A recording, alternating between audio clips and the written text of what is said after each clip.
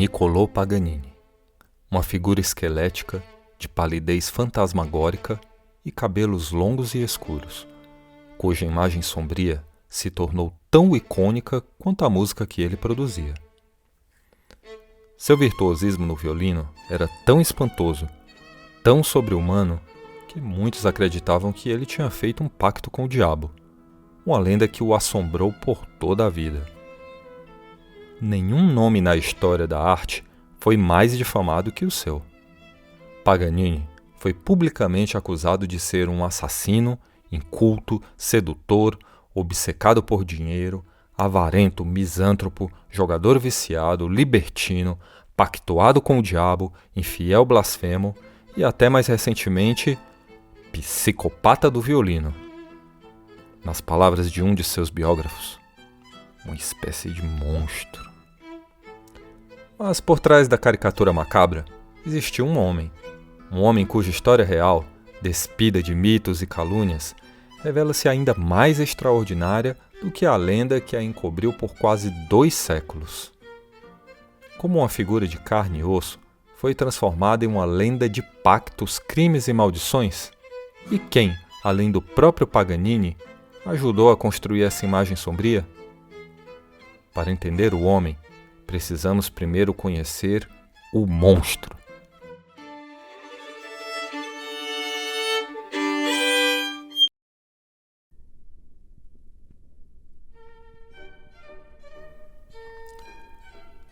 A lenda de Paganini foi construída sobre uma base visual poderosa.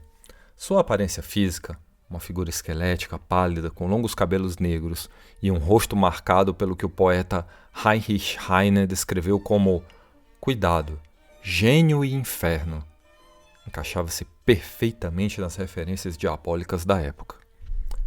O próprio Paganini, de forma calculada, alimentava esses mitos para aumentar a venda de ingressos, chegando aos seus concertos em uma carruagem preta e compondo peças com alusões satânicas, como a famosa L'Estreghe, ou As Bruxas.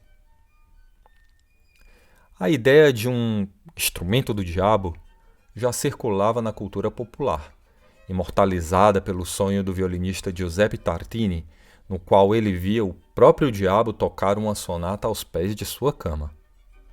Com Paganini, essa percepção faustiana, a do homem que vende a alma ao diabo em troca de poderes sobrenaturais, atingiu seu ápice. Em Viena, um espectador chocado afirmou ter visto o diabo ao lado do violinista durante a execução de L'Estreghe, guiando seu arco com uma mão vermelha e chifres na cabeça. Um boato mais destrutivo, no entanto, foi o que ele teria assassinado sua amante e, durante 8 anos na prisão, desenvolvido sua técnica sobre-humana.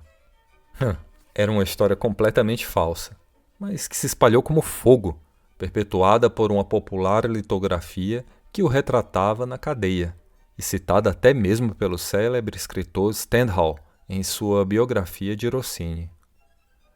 A essa calúnia somou-se a reputação de avarento. Biógrafos o chamam de mesquinho e ganancioso, uma imagem reforçada por sua recusa em tocar em alguns eventos de caridade e pelo desastroso investimento no Casino Paganini, em Paris.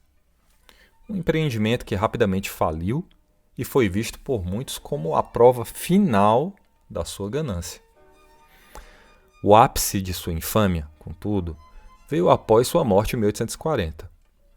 O motivo foi a recusa de Paganini em receber a extrema unção.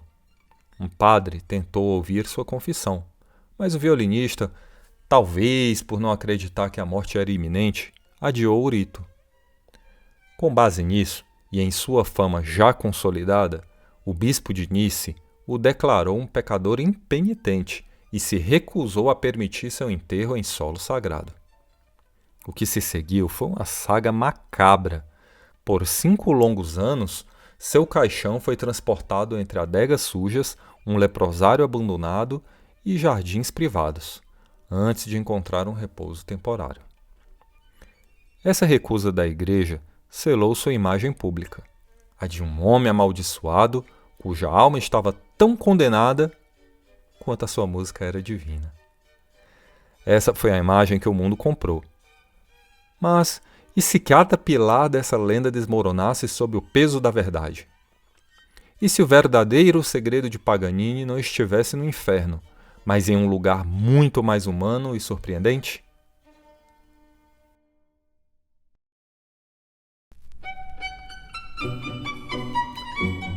A verdade por trás das lendas revela um homem complexo, vítima das circunstâncias e de sua própria fama.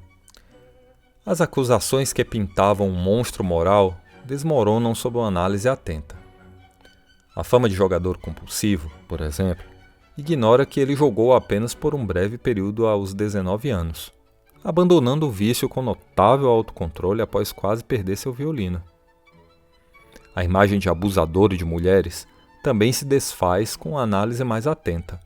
Longe de ser um predador, Paganini foi frequentemente alvo de exploração.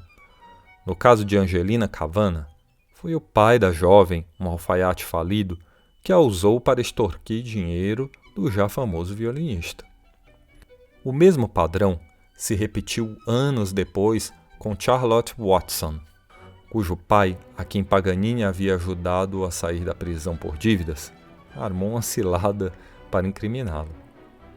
Sua relação mais duradoura com a cantora Antonia Bianchi, mãe de seu filho, foi tumultuada. Descrita como ciumenta e de temperamento explosivo, ela chegou a agredi-lo fisicamente em público e, por fim, vendeu a guarda do filho a Paganini por 3.000 florins para poder abandoná-los. A reputação de avarento era talvez a mais infundada. Sua frugalidade nascia de origens humildes e de uma preocupação em garantir o futuro do filho e sustentar financeiramente sua mãe, seus irmãos e sobrinhos.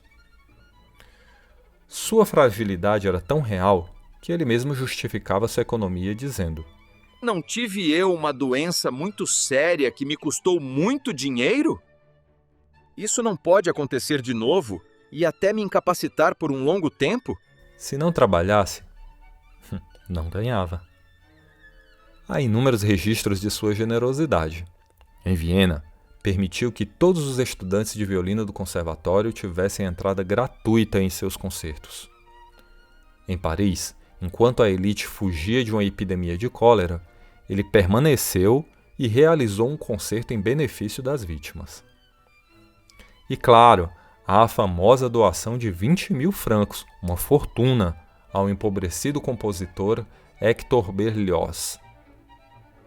Em outro gesto revolucionário de generosidade, Paganini dedicou sua obra-prima, os 24 Caprichos, agli artisti, aos artistas, oferecendo seu legado não a um nobre, como era comum à época, mas a seus pares.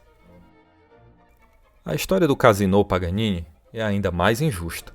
O local foi concebido como um centro cultural, com salas de concerto e biblioteca, não uma mera casa de jogos.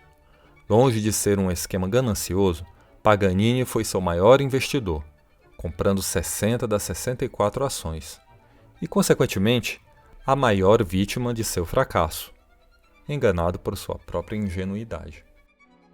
Paganini já sentia o peso da idade e das doenças, e procurava uma alternativa para uma futura aposentadoria dos palcos. Com as lendas sobre seu caráter e moralidade desfeitas, resta a pergunta sobre sua aparência e valores. Se suas ações não eram de um monstro, por que seu corpo parecia carregar as marcas do inferno? E se não era o pacto diabólico, qual a origem de sua técnica?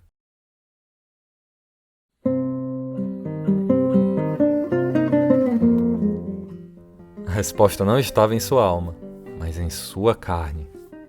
A aparência demoníaca de Paganini era o reflexo de uma vida de sofrimento físico.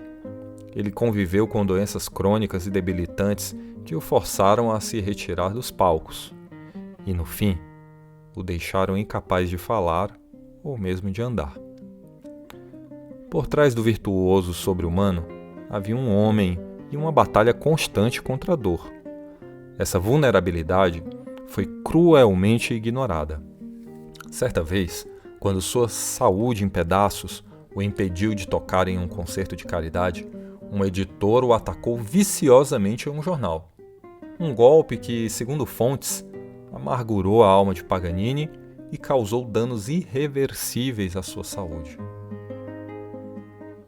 Mas se a aparência era doença e o segredo do seu talento não era um pacto com o diabo, qual era? A resposta está em sua abordagem física ao violino. Segundo o mestre Ruggero Ricci, o segredo era simples. Paganini tocava sem queixeira. Inventada por Spohr em 1820, mas popularizada somente décadas depois, a queixeira mudou completamente a forma de tocar. Paganini, da velha escola, tocava ainda em cordas de tripa e era obrigado a segurar o instrumento com a própria mão esquerda. Essa necessidade criou uma técnica única. Ele mantinha o pulso e o braço em contato com o corpo do violino, usando o polegar como um pivô para que a mão pudesse se estender e girar. Era o que ele ensinava ao seu único aluno oficial, Camillo Sivori. Manter a mão esquerda contra as faixas do instrumento. O que para o público era magia, para ele era uma solução biomecânica genial. Além da pesquisa e estudos exaustivos desde a infância, na minha opinião, outros dois ingredientes fundamentais de sua técnica eram a transposição de técnicas do violão, instrumento em que era também um mestre, e a provável vantagem física da síndrome de Marfan, que lhe dava articulações extremamente flexíveis. Seu famoso segredo não tinha nada de mágico, era, em suas próprias palavras, o resultado de um estudo sério, uma investigação quase científica sobre a física e a acústica do violino. Contudo, a maior refutação ao mito não está em sua técnica, mas em um capítulo de sua vida quase sempre ignorado, o de pai exemplar. Quando seu filho, Achille, tinha 3 anos, Paganini assumiu sua guarda exclusiva. No auge de sua carreira, tornou-se, nas palavras de uma biógrafa, pai, mãe, babá, tudo em um. O musicólogo Julius Schottky, ao visitá-lo, encontrou o grande virtuoso sentado na cama, pacientemente tentando ajudar o pequeno Achille a calçar seus sapatinhos vermelhos. O escultor David Danger, enquanto trabalhava em seu busto, descreveu a cena de Achille subindo nas costas do pai, comparando-os a um filhote de leão brincando com um leão velho. Suas próprias cartas revelam uma devoção absoluta. Se eu o perdesse, escreveu a um amigo, estaria perdido, pois não suporto ficar longe dele. Finalmente, a imagem de grosseirão e ignorante é uma farsa. Paganini era um homem culto, que citava Homero, Dante e Petrarca, e que buscava a companhia de homens de saber. Acima de tudo, era um homem de fé. Havia nele uma mistura desconcertante de sagrado e profano, e ele não hesitava em se benzer diante do público antes de começar a tocar. Ele garantiu que seu filho recebesse uma educação católica e, em seu testamento, deixou uma quantia para que 100 missas fossem celebradas por sua alma. A maior ironia é que em 1827, aos 45 anos, o Papa Leão XII o nomeou Cavalier da Ordem da Espora de Ouro, uma das mais altas honrarias papais, por seus feitos notáveis em nome da Igreja. Apenas Mozart e Gluck haviam recebido essa nomeação antes dele. Como pode um homem honrado pela Igreja ser o mesmo que a lenda condenou ao inferno? E por que, como sociedade, tantas vezes preferimos a escuridão sensacionalista à complexa luz da verdade?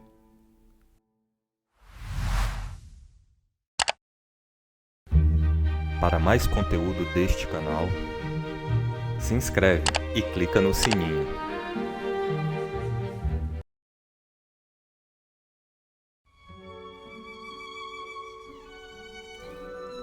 Por muito tempo, a lenda de Paganini foi preferida à verdade, simplesmente porque a verdade real fosse menos sensacional. A fantasia de um pacto com o diabo, de um talento nascido do crime e da escuridão, parecia mais atraente do que a realidade de um homem comum. A imagem estática e sintética de um mito é mais fácil de assimilar do que a complexidade de transformações ao longo de uma vida inteira.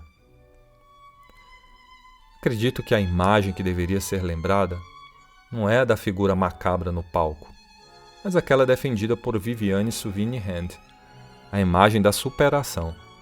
A história do menino de origem humilde que conquistou o mundo com seu violino através de um estudo implacável e de um gênio inato, lutando contra doenças, contra calúnias, criando o inimaginável enquanto criava um filho sozinho e ajudava a família.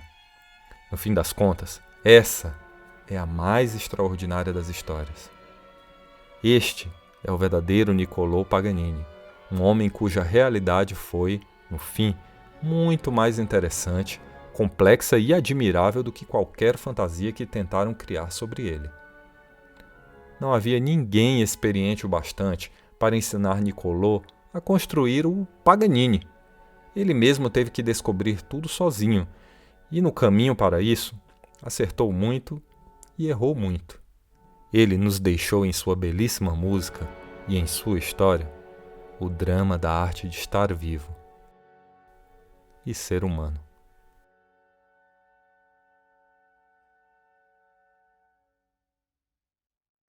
E você? Qual Paganini te impacta mais? O demônio virtuoso que a lenda criou? Ou o pai dedicado e gênio incompreendido que a verdade revelou?